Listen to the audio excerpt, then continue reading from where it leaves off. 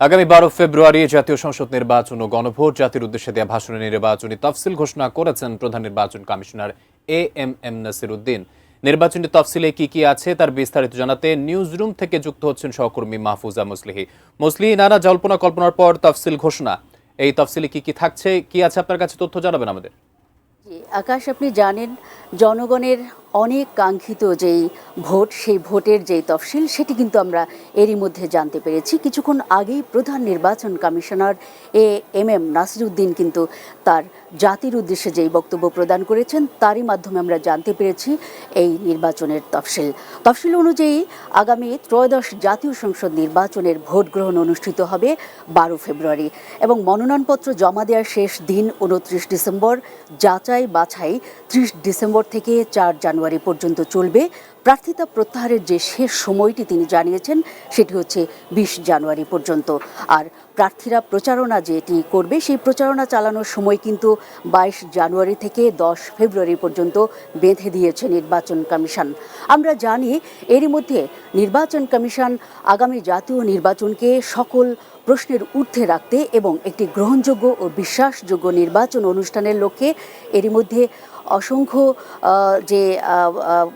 খাত রয়েছে, বিশেষ করে প্রস্তুতির খাত, সেটি কিন্তু তারা সম্পন্ন করেছেন। বাছাইকৃত লাল সরিষার দানা থেকে অত্যাধুনিক কোল্ড প্রেস মেশিনে তৈরি হয় প্রাণ সরিষার তেল, আসল ঝাঁঝে আসল স্বাদে।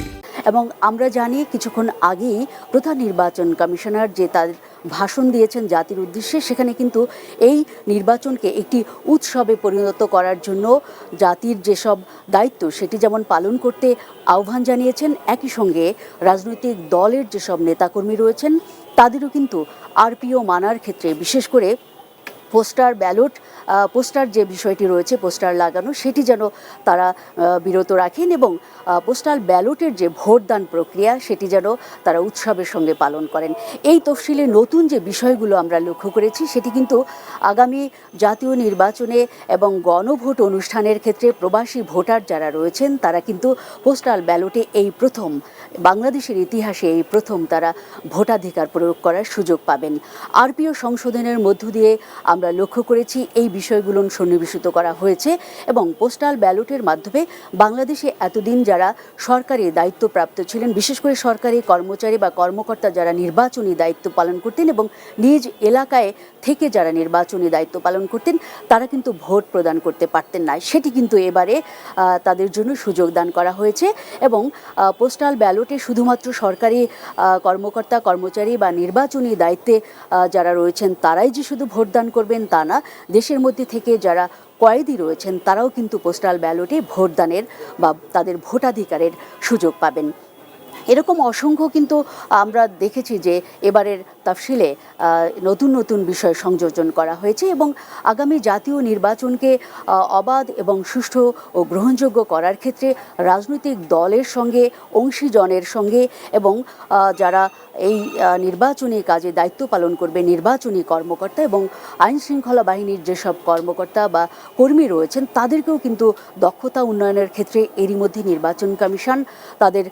বেশ কিছু প্রশিক্ষণের আওতায় এনেছেন এবং প্রশিক্ষণের মধ্য দিয়ে বারবার তাদেরকে যে বিষয়টি নিশ্চিত করতে বলেছেন সেটি হচ্ছে ভোটের মাঠে তারা যেন সততা, নিরপেক্ষতা বজায় রেখে স্বাধীনভাবে নির্বাচন কমিশনের যে সর্বোচ্চ ক্ষমতা সেটি যেন তারা প্রয়োগ করেন এবং রাজনৈতিক দলের যেসব নেতাকর্মী রয়েছেন তারা তাদের পেশি শক্তির যেই প্রভাব সেটি থেকে যেন এবারে বিরত থাকেন এবং সব ধরনের ব্যবস্থা কিন্তু নেওয়া হবে আচরণবিধি লঙ্ঘন করলে, এমন কিন্তু একটি নির্দেশনাও আমরা আজকের তফসিলে দেখেছি। একই সঙ্গে সাধারণ মানুষ যারা রয়েছেন তাদেরকেও কিন্তু ভোটাধিকার প্রয়োগের ক্ষেত্রে উৎসব মুখর একটি পরিবেশে নিরাপত্তা দানের বিষয়টিও কিন্তু